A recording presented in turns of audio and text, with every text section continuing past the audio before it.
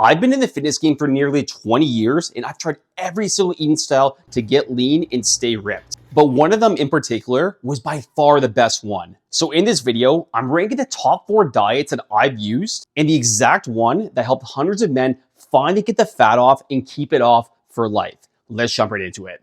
Okay, coming in at number 4, here's what we're gonna do though. I'm gonna say the diet, I'm gonna talk about some pros, some cons, and I'll give you my big takeaway for you at the end. That way you can determine if this eating style is right for you. So coming number 4 is I just ate healthy, but I didn't have any junk food at all. So again, eating healthy is very subjective, but here's my definition to it. So essentially just eating like whole foods, like non-processed foods, essentially. So, a lot of like potatoes, oatmeal, chicken, rice, broccoli, lean beef, stuff like that without having obviously more like junk food in terms like pizza, nachos, and more of those like frozen processed foods. So that's my kind of definition of it. And here's what I found. We'll kind of talk about some pros first, and I'll get into some cons for sure. In terms of like a non-body recomposition feeling, in terms of non-body recomp, I actually probably felt the best with this diet in terms of my energy levels. Now, I'm assuming you're not watching this video because you want higher energy levels. Maybe you do, that's part of the process, but you want to get ripped, right? The cool part I did like with this diet also is you didn't have to count calories because you are just eating healthy foods and it is more of like a ballpark method. But this kind of segues nicely to some cons, and there actually are a few cons to this. And again, you might be thinking like, why isn't this number 1 if I'm just eating healthy foods without junk foods? Well, 2 big cons I have for you. Number 1 is eating healthy. Like I said, it's very subjective. And there will be some days I know for sure that I went over on calories. Because again, you're just kind of guessing it and you're really not dialing in your calories and your protein. And the second big issue I had with this is it's a diet to me, and I find it's very unsustainable. Like for me, like I like to go on weekends, I like to have my whiskey, drink my pizza, go with my friends, my girlfriend. So for me, I couldn't sustain eating healthy 24/7, the whole time. So this is why I rank it a little bit lower for myself. And overall, I give this a 6 out of 10 in terms of my personal rating. Now, if you're the type of person who can like dial it in and you don't like junk food and you just want to focus on like eating good, clean, healthy foods, then this could be for you. But if you're like me who likes to go out and have some of those favorite foods that you can enjoy and sustain, then I really wouldn't recommend just the eating healthy diet. Okay, coming in at number 3, I have counting my macros. And for some of you, this might be number 1. For some of you, this might not even make your top 4. It's very polarizing. But when I mean counting macros, like I'm talking about having your macro percentage. Like for me, exactly, it was like 40% carbs, 35% protein, and what's remaining? I think 25% fats. That's the macro breakdown that I essentially followed. But I'm going to tell you why in just a minute. It wasn't the greatest thing for me, even though it's as dialed in as you can essentially get, right? Because you're tracking your calories and you are tracking your macros. Now, here's the first pro. Again, the very first pro is you're leaving it to essentially no chance because you are logging in your calories and your carbs, your fats, and your protein. Like, everything is really dialed in for you. And essentially, you just got to hit those numbers. You hit those numbers and you track properly, you're going to get ripped. It's that straightforward. Now, here are some of the slight cons that I had when it came to counting macros, though. I just found it very overwhelming. And you're going to see a big theme here in these 4 diets. All 4 things I'm talking about, and you're going to see coming up next, are things that I can sustain. And for me, counting macros, I really can't sustain it because I found it super frustrating and annoying to try to hit a certain amount of carbohydrates, a certain amount of fats, and a certain amount of protein. I'm trying to fit the macro pie under a certain amount of calories, right? So that's what really drove me insane. And I found myself just like getting annoyed with it. And the next thing I know, I just really wasn't tracking my meals as probably good as I should, which led me to a little bit of a slippery slope.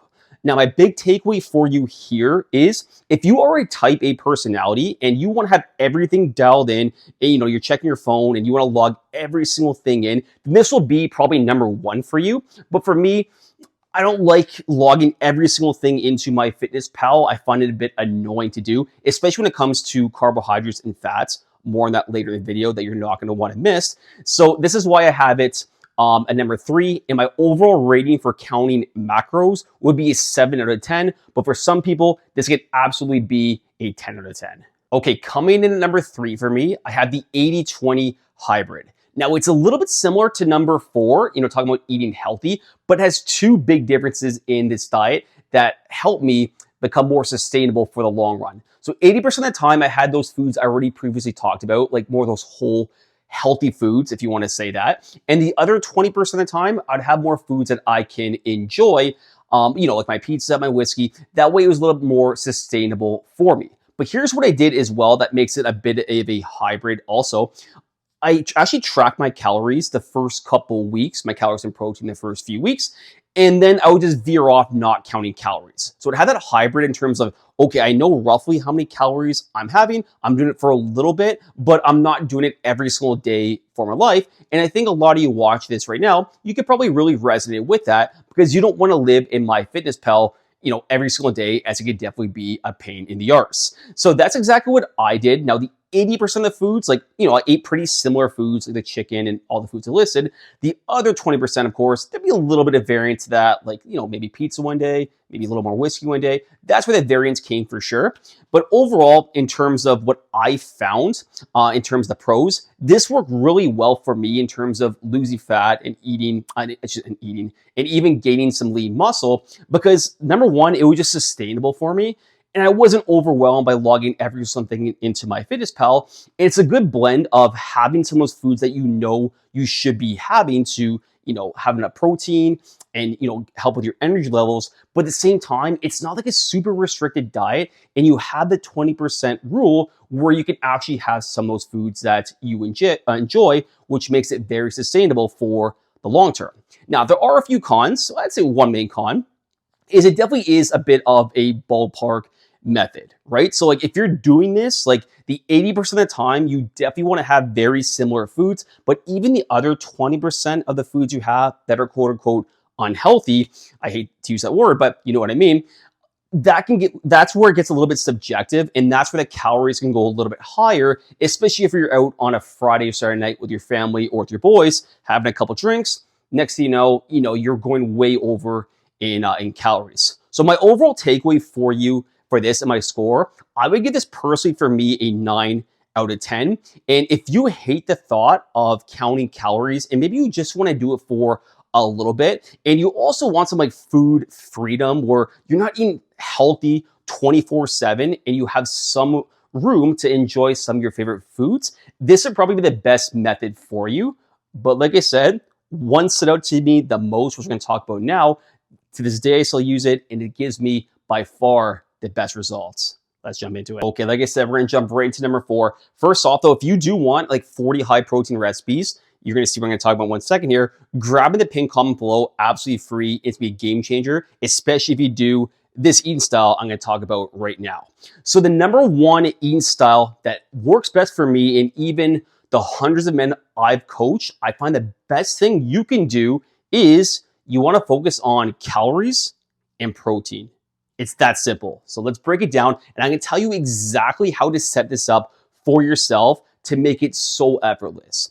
So you might be thinking, why is this better than macros, counting macros, right? Your carbs, fats, and your protein. Well, first off, tons of research actually shows that if you hit your calories and your protein, it really, with the calorie number, it doesn't really make a difference if the other calories come from carbs or fats. So we can wipe that stressful part out of the equation. You don't have to worry about fitting every single thing into an annoying macro chart. We can just focus on calories and protein, which makes it so much more manageable. So if you hate counting macros, you're gonna absolutely love this. So that's step number 1 in terms of why this works so well.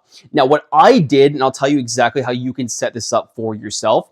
What I did, my calories, it was a little bit higher because I was moving around a shitload. So what I basically did in terms of staying lean, I focused on 2,200 calories a day. I'll tell you a formula in just 1 minute. And I focused on 150 grams of protein a day. And here's the cool thing. I basically front loaded my protein before, or just say even till dinner time. So breakfast to dinner, I probably had about 1,500 calories, and I already had my protein target that I hit. So the remaining 700 calories or so, I could basically eat whatever the hell I want. So like peanut butter, chicken nuggets, like whatever I wanted to kind of fit that calorie number because I front loaded my protein. Now, here's exactly what you can do as well. Take your body weight in pounds and times it by 10 to 11. That's how you set up your calorie number for this. And in terms of your protein number, take your body weight in pounds in times of roughly 0.8. So if you weigh 200 pounds, you want to have about maybe 2,000, 2,100 calories, and you want to aim for about 160 grams of protein. Now, the real cool pros about this is there's just so much food freedom, and it's really not that stressful counting calories and protein compared to that overall macro split. And I find it's very sustainable for a lot of guys because we are just focusing on the calories and protein. And at the same time, we can have some of those favorite foods we enjoy because we are tracking everything like very well. That's why I find this works so well for most guys. If there's one negative, I would say, if you absolutely hate the thought of counting calories or counting protein, then obviously this wouldn't be for you. And you probably want to do the 80-20 hybrid method I talked about. But overall, this is fantastic. And I would give it a 10 out of 10 in terms of my overall score for being the best diet for me, and even for the hundreds, even thousands of men I've actually coached in almost 20 years. Okay, I'm going to say something very important to you that's going to really summarize this video. Now, I talk about the 4 things that have worked best for me, and even many men I've coached over 15 years or so. But here's the thing when it comes to eating. There is definitely no one size fits all diet. And if someone tells you like this is the best thing and you need to do this, run away. Like I'm telling you what worked best for me and works best for most of our guys. But there are guys in our program who've tried counting calories and protein and it didn't work out for them. And this is where we have to go to another option, which we call eat like a king. It's more intuitive eating. So this is why you don't want to be fixated on doing the perfect diet. You need to pick something that you can sustain for the rest of your life, which is why I really don't recommend doing diets like keto or like whatever diet you can think of. Like essentially, I'm drawing a blank top of my head, Atkins diet, like whatever diet you can think of. I tend not to recommend those because you're going to lose a lot of fat to begin with, but there's a good chance you're going to put the weight back on because you simply just can't sustain it. So I would strongly recommend if I were you, out of the 4 things I talked about today, these work really well. And this is like thousands of hours of like trial and error, 15, 20 years of coaching men, even for myself. So these 4 definitely work very, very well. And if you have any questions at all in terms of how to set it up, drop a comment down below. I'm more than happy to answer any questions you may have. And make sure you grab the protein recipe cheat sheet, especially if you want to try diet number 1. All you gotta do basically is plug and play some of those recipes and meal ideas into your calories and protein, and then you can have so much more room for whatever foods you want, and it never feels like you're dieting if you're doing this the right way. Thanks for watching. Please make sure to like, subscribe. I'll see you guys in the next video.